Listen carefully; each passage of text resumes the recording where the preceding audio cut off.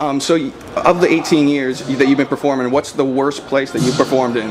Oh my God, the worst place? Now that's kind of hard to say because I could tell you many places, but do you have a worst performance story? You know what? Not so much your performance, but you have a bad story of a bad set going down. You know what? Now that I'm thinking about it, there's a little club that used to be in Atlanta. It's not there anymore. It's an old small club, and when I say it was ghetto-fied. It wasn't really a comedy club, it was a nightclub, but there was so much mess going on in this club that there was a very popular comedian, who I won't mention his name, who would do a live comedy show there each week.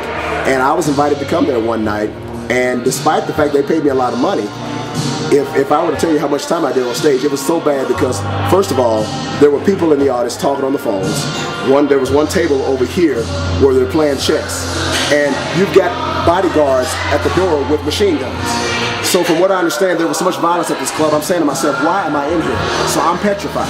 But I did a 2-minute set. 2-minute set, and they paid me so much money. Unbelievable. I said, I could never do this again. I called my mother next day, Mom, you're not going to believe this. She was like, you what? Are you all right? I said, I'm fine. I was all right as soon as I walked out of there. True story, Atlanta, Georgia. Machine guns at the door. I said, we're going in here to do a comedy show? You're kidding me. And if I tell you, the people in there, it was like, oh gosh, can somebody bring me a gun? I said, I wanted to stand up there and just do my set with a gun. How y'all doing? Y'all doing all right? All right. Did they laugh? Were they a good audience? Maybe 2 people were laughing. Everybody else, it wasn't that they didn't like, they weren't paying attention.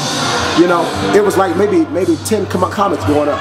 It was so funny because the comic that came up after me, he said it was so funny. He said, this is the first time that I've ever done a comedy show where it was 10 comics and the show only lasted 6 minutes. That's when everybody laughed. We were backstage like, oh my God. I told him, I said, man, that was hilarious.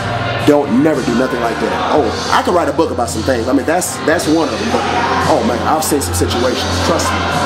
I even did a show one time at a, hope my mom's not watching. I did a comedy show at a strip bar. Sure. That's what I go to see my comedy at strip clubs. And I said, well, you know what? I really didn't come here to do a set, but the owner requested that I do it. Even the dancers, they recognized me for being on TV. Like, please go ahead, we don't mind. But the guys there, because I said, I don't want to make the guys mad. You know, they're in here to see women. I came in here to see women too.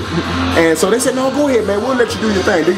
So I got up there where the stripper pole was and just kind of did like this. How y'all doing? Y'all doing all right? And did a 5-minute set. And next thing you know, the owner sent 3 girls over there to give me a free dance. So nice. I wasn't complaining after that.